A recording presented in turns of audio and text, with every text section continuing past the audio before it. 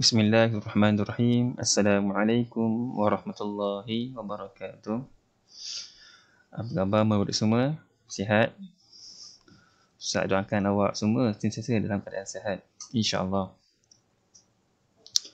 Pada hari ini Ustaz akan mengajar anda semua subjek sirah darjah 2 dalam pelajaran yang kedua, iaitu pengasuh Nabi Muhammad sallallahu alaihi wasallam.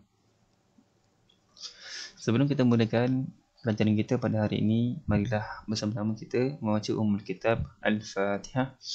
A'udzu billahi minasyaitonir rajim. Bismillahirrahmanirrahim. Alhamdulillahirabbil alamin. Arrahmanir rahim. Maliki yaumiddin.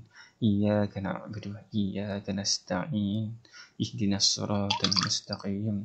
Siratal ladzina an'amta 'alaihim ghairil maghdubi 'alaihim waladdallin. Amin. Amma ba'd. Baiklah, kita mulakan.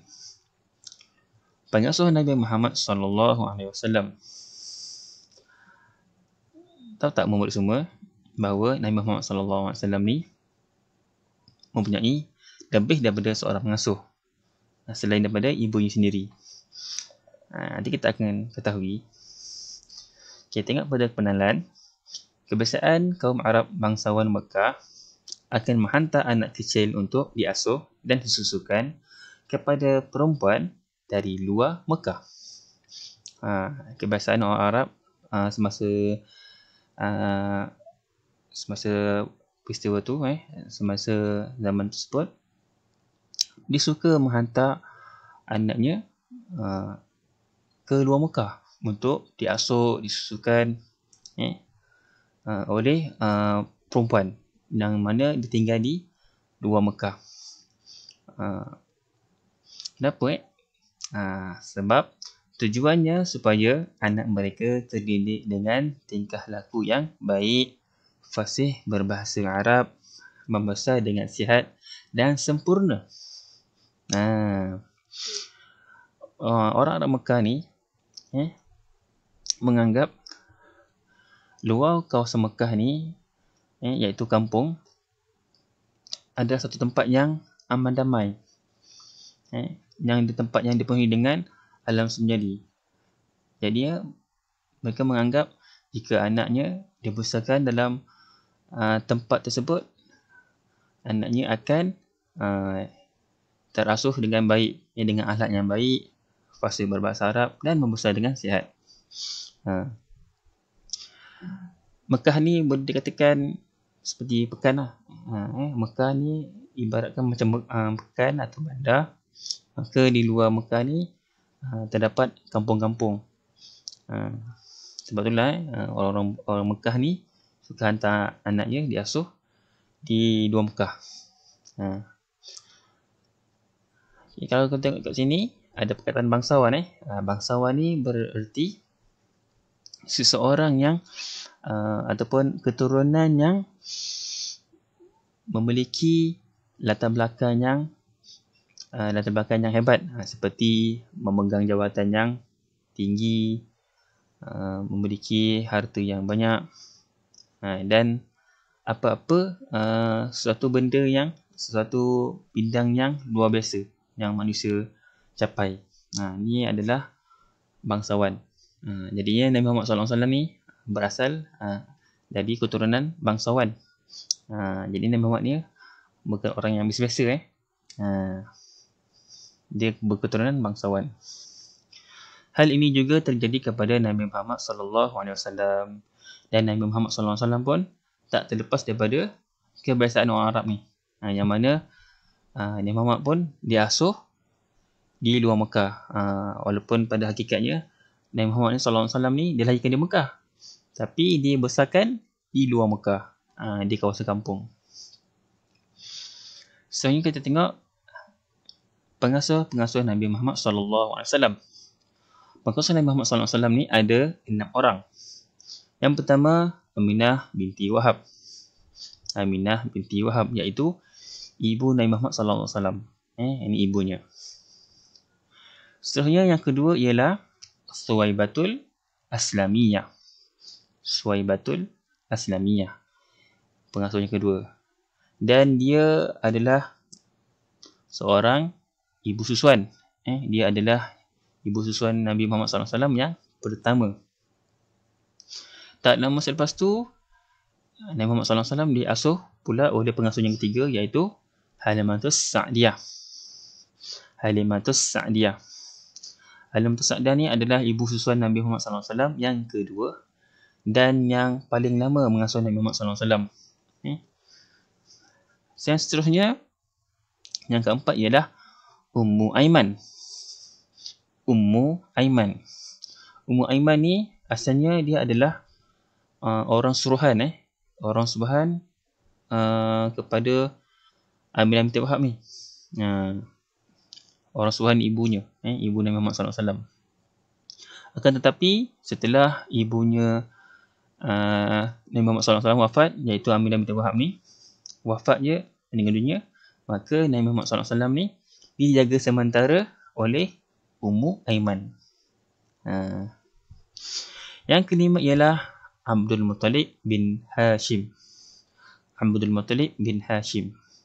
Dia adalah datuk Nabi Muhammad SAW. Dan beliau juga adalah seorang pemimpin besar ataupun ketua kaum Arab Quraisy Mekah. Pemimpin ni, datuk ni seorang pemimpin Arab. Sebab itulah Nabi Muhammad SAW ni berketurunan bangsawan. Ahli keluarga dia memang hebat-hebat. Yang seterusnya, yang keenam, Abu Talib bin Abdul Muttalib. Abu Talib bin Abdul Muttalib. Dia adalah bapa saudara Nabi Muhammad SAW. Kalau awak tengok nama ni pun awak boleh tahu. Abu Talib bin Abdul Muttalib dan Abdul Muttalib bin Hashim. Jadinya dia ada kaitan lah. Abu Talib ni anak kepada datuk Nabi Muhammad SAW. Dan Abu Talib ni pun adalah adik-beradik dengan bapa Nabi Muhammad SAW. Nama bapa Nabi Muhammad SAW Abdullah bin Abdul Muttalib. Kalau nama bapa saudaranya Abu Talib bin Abdul Muttalib. Yang seterusnya, topik kita pada hari ini, kita akan mengetahui kisah asuhan Nabi Muhammad SAW oleh bondanya Sayyidah Aminah binti Wahab. Pada awal kelahiran Nabi Muhammad SAW diasuh oleh bondanya, iaitu Sayyidah Aminah binti Wahab. Bila Nabi Muhammad SAW lahir je, maka dia ni diasuh oleh bondanya, iaitu yang bernama Aminah binti Wahab. Yang diasuh, disusukan.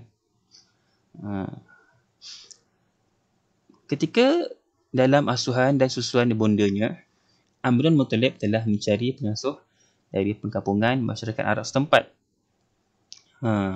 Semasa Nabi Muhammad SAW ni diasuh oleh ibunya, Abdul Muttalib ni. Abdul Muttalib ni ialah datuknya, datuk Nabi Muhammad SAW. Dia dah siap-siap nak cari pengasuh.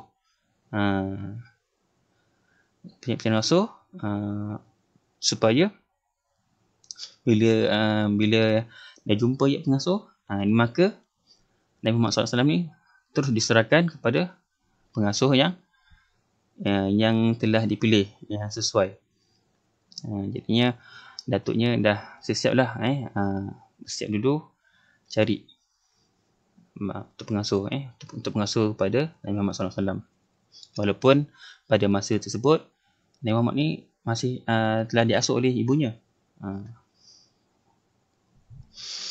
Yang ketiga, pengasuhan ini telah menjadi adat tradisi masyarakat Arab ketika itu. Budaya menyusu ataupun anak susuan, ibu susuan ni menjadi tradisi Arab. Adat Arab. Orang dah biasa lah. Bila orang Mekah ni lahirkan anaknya terus dibawa kepada perempuan di luar Mekah untuk diasuh, untuk disusukan.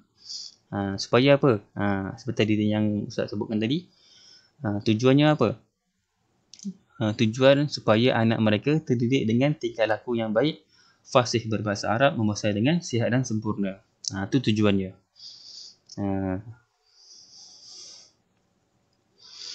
Sayyidah Aminah mengasuh kembali baginda ketika berusia 4 tahun sehingga beliau wafat.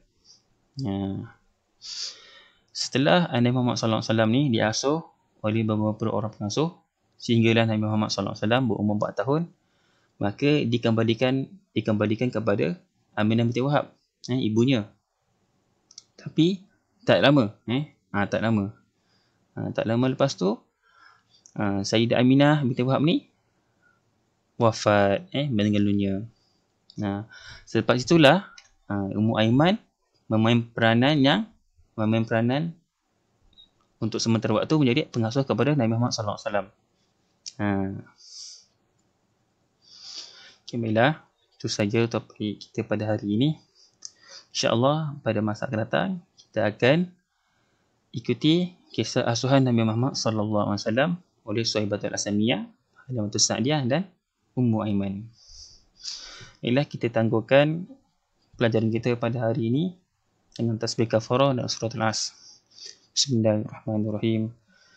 Subhanakallahumma wa bihamdika asyhadu an la ilaha illa anta astaghfiruka wa atubu ilaik. Bismillahirrahmanirrahim. Al-'asr innal insana lafi khusr illa alladhina amanu wa 'amilus solihat wa tawassaw bil haqq wa tawassaw bis sabr. Sadaqallahu azim. Wabillahi taufiq wal hidayah. Wassalamualaikum warahmatullahi wabarakatuh. Jumpa lagi Pak Murid.